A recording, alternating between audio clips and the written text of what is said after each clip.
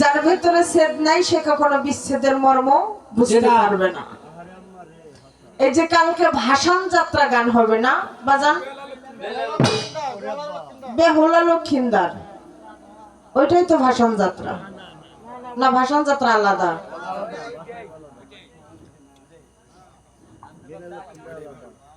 কেন লক্ষিন্দারের সাপে কাটে ভাসাইয়া দেয় না? ওইটারই তো ভাসান যাত্রা কয়। সেটা আবার কোনটা? যাই হোক, যাত্রার দিকটা আমি একটু কম বুঝি।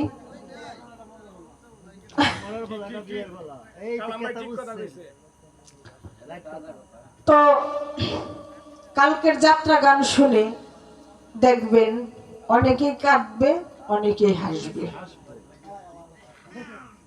যখন ওই যে আমার খালাম্মারা কোমর দোলানি দিবে, তখন ওই যে বাম সাইডে আমার যুবক ভাই যারা থাকবে তারা নাচবে সাথে সাথে। আবার যখন লক্ষিন্দরকে সাপে কাটবে, মা বেহুলা যখন ওই মরা লাশ নিয়ে কান্নাকাটি করবে, তাদের কান্না দেখে আবার কিছু মা বোনরাও কাঁদবে। ওইখানেও বোঝার মতো কিছু আছে। যারা কাঁদবে তারা কিছু না কিছু হারাইছে, আর যারা নাচবে তাদের মনে আনন্দ। তো ওই রকম বিচ্ছেদ গান এমন একটা বাজান, একটা জায়গায় কনসার্ট হইতেছিল, কনসার্টের মাঝখানে গান হইতেছিল, আমার বন্ধুরে কই পাবো সখিল, সখী আমারে বলো না, আমার বন্ধু হইলে পুরা মনে বুঝাইলে বুঝ মানে না। ওই গানটা শুনে হাজার হাজার যুবক ভাই নাচতেছিল। মঞ্চের কর্নারে বসে এক বৃদ্ধ চাচা দুই চোখের জলে তার বুকটা ভাসাইতেছিল। যখন কনসার্ট শেষ হয়ে যায়, তখন ওই ছেলেরা এসে জিজ্ঞেস করে যে চাচা, এই গান শুনে আমরা কত আনন্দ করলাম, আর সেই গান শুনে আপনি কাঁদলেন, এর কারণটা কি? আমাদের একটু বলেন, আমরা একটু শুনি। কয় বাবা রে, যেদিন আমার মতো হবি সেদিন এই গানের মর্ম তোরাও বুঝবি।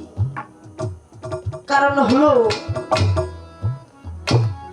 জীবনে শৈশব হারিয়েছি, কৈশোর হারিয়েছি, যৌবনকাল হারিয়েছি। যৌবনকালে যাকে সাথে করে এনেছিলাম, আমার সেই বন্ধুটাকেও হারিয়েছি। তাকে কোথায় গিয়ে পাবো? আমার মুর্শিদ নামের বন্ধুটাকে হারিয়েছি, আমার সেই বন্ধুকে কোথায় গিয়ে পাবো? আবার আমার এই জগতে অনেক বন্ধু বান্ধব আমি হারিয়ে ফেলেছি, তাদের কোথায় গিয়ে পাবো? সেই কথাটা মনে পড়েছে, সেই জন্য আমার চোখে জল এসেছে। যখন আমার মতো তোরা হারাবি, সেদিন তোরাও গানের মর্মটা বুঝবি। গান এমন একটা বস্তু বাজান, গান শুনে যদি আল্লাহ আল্লাহ রাসূলের কথা মনে পড়ে, যার যার পীর মুর্শিদের কথা মনে করে, মা বাবার কথা মনে করে, দুই ফোঁটা চোখের জল ঝরাইতে পারে, ওই গান গাওয়াটা বয়াতির সার্থক, শোনাটা দর্শকের সার্থক।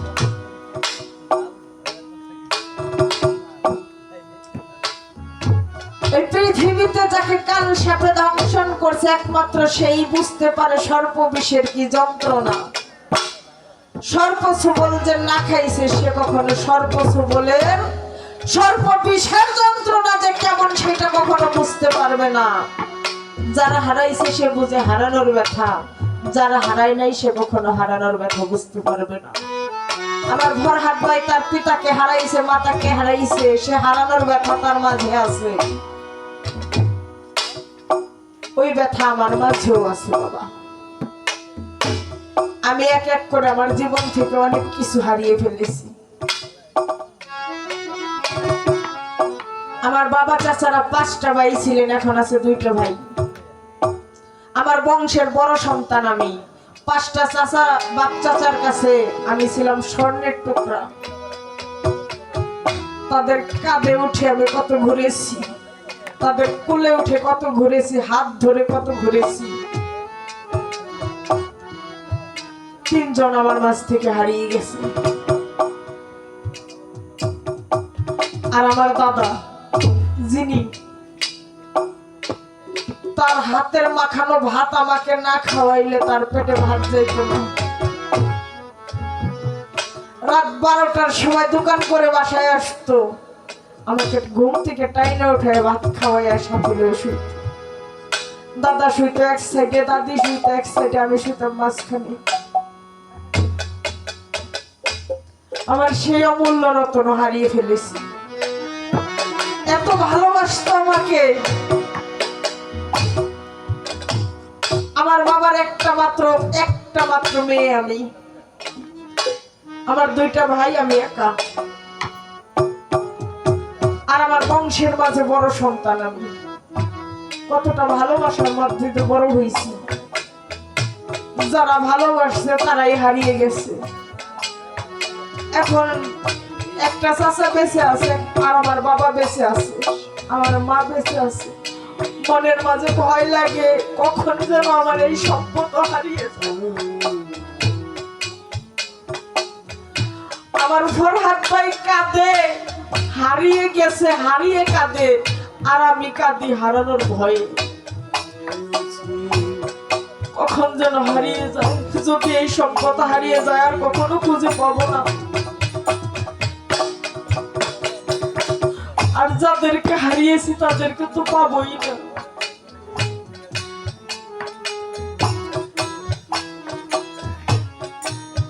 আমাকে যদি কেউ বলতো 5 লক্ষ টাকা দিলে ওই লোকটাকে ফিরে আনা যাইতো, আমি না শুধু ভিটা বাড়ি বিক্রি কইরা হইলেও যার যার পিতা মাতা, যার আত্মার মানুষ যারা হারিয়ে গেছে, তারা সেই টাকাটা জোগাড় কইরা তাকে ফিরাই আনতে। একটা মায়ের সন্তান যদি কুলাঙ্গার হয়, সেই মা সন্তান কুলাঙ্গার যদি হয়, জেলখানায় যদি থাকে, মা দাঁড়ে দাঁড়ে ভিক্ষা কইরা হইলেও টাকা জোগাড় করে সেই সন্তানকে ছুটাই আনে না বাবা। আর যে হারিয়ে যায় সে এমন দেশে চলে যায়, সেখান থেকে টাকা পয়সা দিয়ে আর ফেরত আনা যায়। তাই তো যাদেরকে হারিয়েছি তাদের কথা যখন মনে পড়ে, তখন কোথায় যেন আমি নিজেই হারিয়ে যাই। আমি সেই হারানো মাঝখান থেকে একটি গান গাইবো।